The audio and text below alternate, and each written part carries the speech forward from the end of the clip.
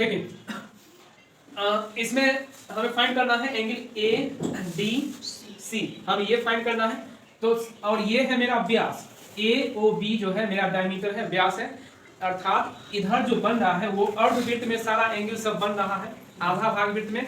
तो आधा भाग जब भी वृत्त में बनता है तो क्या होता है 90 डिग्री का बनाता है। तो इसे हम तो आसानी से कर सकते हैं क्या 90 डिग्री होगा कि नहीं, ये जो है अर्धवृत्त में बनाया तो इसे तो आसानी से हम कर सकते हैं 90 डिग्री होगा क्या।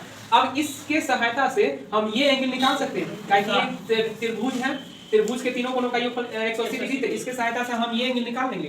तो ये एंगल जो निकालेंगे तो क्या होगा 180 माइनस 90 प्लस 30 करेंगे ना। अब 180 माइनस कितना हो गया 120, तो 120 माइनस करिए तो 60 डिग्री, तो अर्थात ये मेरा कितना आ गया 60 डिग्री। अब हम जानते हैं कि चक्रीय चतुर्भुज का चारों भुजा अगर परिधि पर रहे तो आमने सामने का कोनों का योगफल क्या हो जाता है 180 डिग्री होता है कि नहीं। ये थ्योरम ये था ना जी, चक्रीय चतुर्भुज का चारों शीर्ष अगर परिधि पर इंडिकेट रहे तो आमने सामने का योगफल हो जाएगा 180 डिग्री।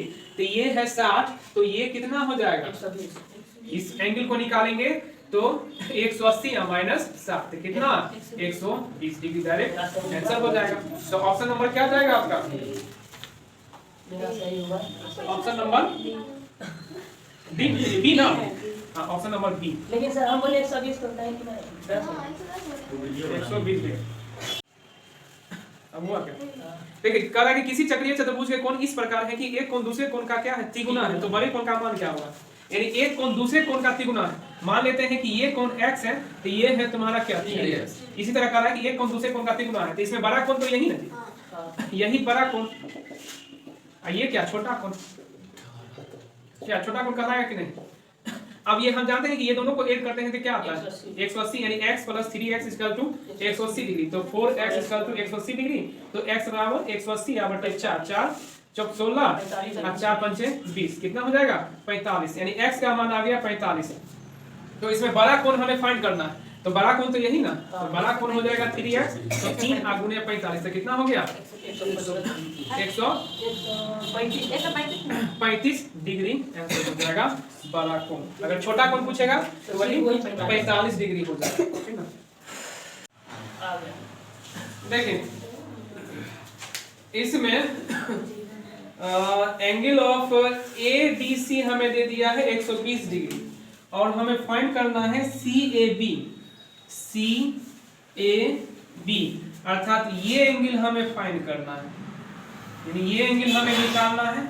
और इसमें ADC दे दिया है, तो हम तो यहाँ है तुम्हारा ADB, यहाँ पर एक सीधा कर क्या रेखा खींच देंगे, ठीक है, एक जीवा भी कह सकते हैं, अर्थात DC क्या है एक जीवा है।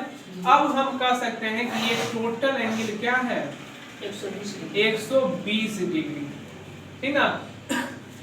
यहाँ पर अपने मन से DC जीवा खींच सकते हैं, काहे कि क्वेश्चन में ADC बोल रहा है, तो ये रेखा खींच देंगे तो यही एंगल हम कह सकते हैं कि ये एंगल तुम्हारा 120 है।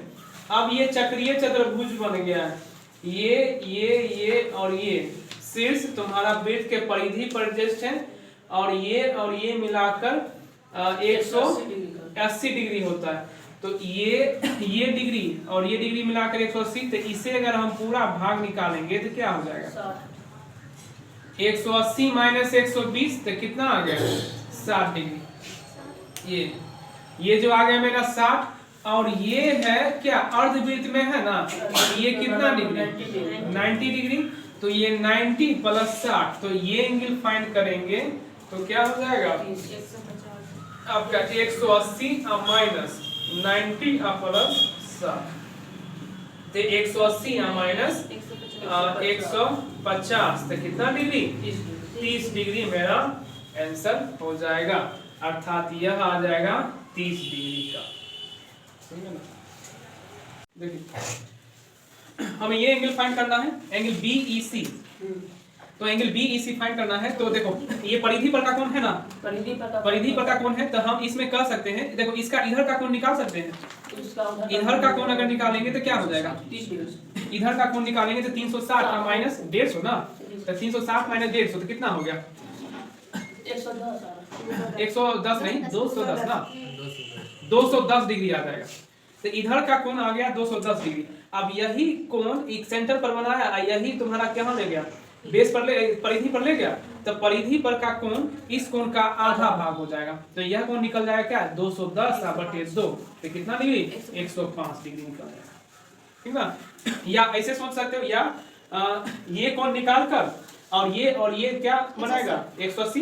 तो मान लो कि ये 150 है, तो 150 है, तो ये सेंटर पर का कोण है, तो इधर क्या हो जाएगा 75 हो जाएगा। अब 75 इधर हो गया, तो 75 180 में से घटा देंगे तो ये कोण निकल जाएगा 180 से। ऐसे भी बना सकते हो, ऐसे भी बना सकते हो, हुआ क्या।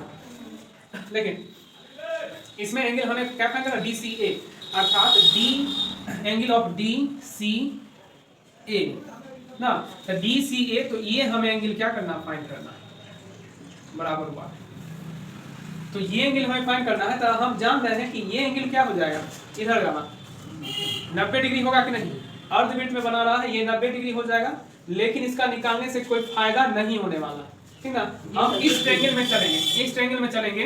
तो देखो ये एक चक्रीय चतुर्भुज है ना, चारों शीर्ष वृत्त के परिधि पर स्थित है।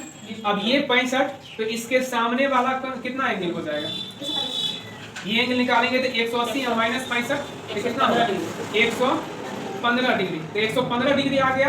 अब हम इस त्रिभुज में चल देंगे, यानी त्रिभुज ADC में। तो त्रिभुज ADC में तुम्हारा 45 डिग्री प्लस 115 डिग्री प्लस ये एंगल DCA इसका जो कितना 180 डिग्री होगा कि नहीं, यानी तीनों एंगल मिलाकर कितना 180 डिग्री। अब यहाँ से आसानी से निकाल सकते हैं, DCA इसका जो 180 या माइनस, इसको माइनस करो, कितना होगा 160 डिग्री। तो कितना 20 डिग्री फाइंड हो जाएगा। ये तो आसान था, इसका आंसर क्या आ जाएगा 20 डिग्री। क्या समझे, ये चक्रीय चतुर्भुज के कॉन्सेप्ट से चलेंगे। ये फिगर में तुम्हारा जरिए हम कहेंगे ओ जैसे ही रहेगा ना, तो वो समझोगे कि अर्धवृत्त का ही, वो सेंटर का ही ले रहा है, समझे ना। इसी से ये मान्य है तुम्हारा, ये सभी जगह जो भी फिगर रहता है हमेशा सेंटर को इंडिकेट किया जाता है ओ से, इसका नाम चेंज नहीं होता, समझे ना। ये अर्धवृत्त में बना कौन है, अर्धवृत्त में बना कौन है, चारों शीर्ष परिधि पर इंडिकेट किया गया है। हम ये एंगल भी निकाल सकते थे 90 डिग्री, लेकिन इसको निकालने से कोई फायदा होने वाला नहीं। अब इसे छोड़ देंगे तो हम ये चक्रीय चतुर्भुज का सामने का कोणों का योगफल 180 डिग्री होता है, तो ये हम आसानी से निकाल सकते हैं 115 डिग्री आ गया। अब इस ट्रायंगल में ये एंगल हमें मालूम हो गया, ये एंगल मालूम हो गया, हमें ये एंगल निकालना है। तो क्या करेंगे 180 में से ये दोनों को जोड़कर घटा देंगे, तो जो आएगा वही मेरा आंसर हो जाएगा। क्या समझे राजा। इसमें कह रहा है कि एंगल AOB का मान क्या होगा, अर्थात ये एंगल निकालने के लिए कह रहा है AOB, ठीक ना। हमें सिर्फ ये एंगल दिया हुआ है और वो भी दिया हुआ है, तो परिधि पर वो इंडिकेट किया हुआ है कौन, तो परिधि पर इंडिकेट किया हुआ है, हमें सेंटर पर कौन निकालना है, ठीक ना। तो जब इस तरह का सिचुएशन रहेगा, यानी परिधि पर या निकालना हो या सेंटर पर दिया हुआ हो, तो हमेशा वही थ्योरम को अप्लाई करोगे। देखोगे कि बेस दोनों ट्रायंगल क्या बना, देखो यहाँ पर अगर एक लकीर अगर खींच देते हैं तो दो ट्रायंगल यहाँ पर बना रहा है कि नहीं, यानी ट्रायंगल AOB और ट्रायंगल ACB, दो ट्रायंगल का निर्माण कर रहा है ना, ये ट्रायंगल और ये ट्रायंगल, और दोनों ट्रायंगल का बेस क्या है, AB बेस ही है। अब यही बेस इस केंद्र पर भी कौन बनाया और यही बेस इस परिधि पर भी कौन बनाया, तो केंद्र पर बना कौन, परिधि पर का बना कौन, दुगना हो जाएगा। तो इसका एंगल अगर निकालेंगे तो 25 गुना 2 इसका तो कितना 50 डिग्री। देखिए इसमें AOB तुम्हारा क्या है, वृत्त का व्यास है, तो वृत्त का व्यास है, तो वृत्त का व्यास जब परिधि पर कोण बनाएगा तो ये तो हम कह सकते हैं कि 90 डिग्री होगा, ठीक ना, ये 90 डिग्री होगा। और ये चक्रीय चतुर्भुज भी है, तो इसके सामने और इसके सामने दोनों मिलाकर 180 डिग्री होगा। अब ये हम एंगल निकाल सकते हैं, तो ये एंगल कितना हो जाएगा आपका 180 और माइनस 115, तो कितना डिग्री आ गया, कितना डिग्री आया था 65 डिग्री ना, 65 डिग्री। अब यहाँ पर 65 डिग्री निकल गया, तो ये एंगल हम आसानी से निकाल सकते हैं। तो ये एंगल निकालने के लिए क्या करेंगे 180 और माइनस 65 प्लस 90, तो कितना हो गया 180 या माइनस 155 डिग्री, तो कितना आएंगे 25 डिग्री आपका आंसर आ जाएगा। ये निकल जाएगा क्या 25 डिग्री। क्या समझ में आया, सब उसी टाइप का कॉन्सेप्ट है। देखिए इसमें एंगल BCD निकालना है, BCD अर्थात ये एंगल भाई इसको निकालना है हमें, तो ये एंगल निकालना है। तो ये हम देख रहे हैं कि ये एक क्या है, 180 डिग्री का एक लाइन दिया गया है, अर्थात अंदर वाला लाइन AC जो है इसी को आगे बढ़ा दिया गया है, तो आगे बढ़ा दिया गया है, तो ये सीधा ही लाइन होगा, टेढ़ा नहीं लाइन होगा, ठीक ना। इसको आगे बढ़ा दिया गया है, ये सीधा ही होगा। सीधा होगा कि ये टोटल एंगल क्या करता है 180 बनाता है। तो टोटल एंगल 180 बनाया। अब हम पहले परिधि पर का एंगल निकालेंगे। तो परिधि पर का एंगल का निकालने के लिए हमें केंद्र का एंगल चाहिए। तो केंद्र का एंगल चाहिए तो ये सामने वाला एंगल नहीं होता, अपोजिट वाला, इधर वाला होता है, ठीक ना। सामने वाला नहीं मेजर होता है, अपोजिट वाला। तो इधर का एंगल निकालेंगे तो ये क्या हो जाएगा 360 माइनस 100 तो 260 डिग्री, अर्थात ये पूरा एंगल 360 का। तो ये एंगल निकालेंगे तो 100 घटा देंगे तो ये एंगल निकल जाएगा। अब ये 260 निकल गया, 260 का आधा कर देंगे तो मेरा ये एंगल निकल जाएगा, यानी 260/2 तो कितना 130 डिग्री। अब 130 डिग्री ये एंगल निकल गया इधर वाला, तो हम ये एंगल निकालेंगे तो क्या हो जाएगा 180 माइनस 130 से कितना 50 डिग्री आंसर हो जाएगा। क्या समझे ना। तो सबसे पहले कौन सा एंगल निकला, ये एंगल निकला। ये एंगल इसलिए निकाले हैं कि हमें केंद्र पर का परिधि पर का एंगल चाहिए।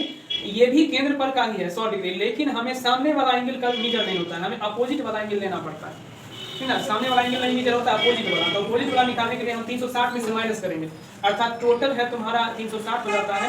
तो 100 घटा देंगे तो 360 में 100 घटा देंगे 260, 260 का आधा करेंगे तो ये एंगल निकल गया। अब ये एंगल निकल गया तो इस एंगल को निकालने के लिए 180 में से उसको घटा देंगे तो वो एंगल निकल जाएगा। हाँ तो ये एंगल निकालोगे तब पता चलेगा ना। हाँ तो ये तो 130 है ना, तो 130 में कितना जोड़ेंगे कि 180 हो जाएगा, या ऐसे कहो या 180 में से घटा दो, क्या होगा जैसे कहेगा, जैसे बच्चा समझ जाए, समझे ना। देखो हमें ये एंगल फाइंड करना है, इस ट्रायंगल में करा ये एंगल दे दिया, ये एंगल दे दिया, तो ये एंगल दे दिया, ये एंगल दे दिया है, तो हम ये एंगल आसानी से निकाल सकते हैं कि नहीं। कितना हो जाएगा 180 या माइनस 105 प्लस 45 डिग्री हो जाएगा।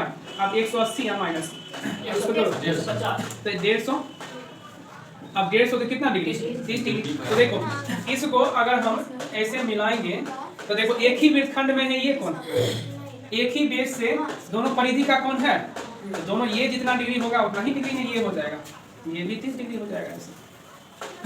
कैसा ना एंगल ए और एंगल डी दोनों बराबर होगा, एंगल ए और डी, एंगल ए और एंगल डी ना, एंगल ए और एंगल डी कैसे बराबर, हाँ एंगल ए और एंगल डी बराबर होगा। अगर हम इधर लाइन खींच दिए तो ये बेस से ये परिधि पर बना दिया और ये परिधि पर बना दिया, तो ये और ये एंगल क्या हो जाएगा 45 हो जाएगा, ये भी एंगल, ठीक ना। अब देखो ये 105 है तो इधर भी 105 हो जाएगा कि नहीं होगा, 105 हो जाएगा। अब ये 105 तो ये 45 तो कितना 180 में से घटा देंगे तो कितना बचेगा 30। तो ऐसे भी बना सकते हो या ये निकालोगे तो ऐसे भी बना सकते हो, समझ ना। ये अपोजिट एंगल दिख रहा है, क्रॉस रहेगा ना तो क्रॉस का सामने का जो भी एंगल बनता है ना वो बराबर होता है, या इधर का एंगल क्या होगा बराबर होगा।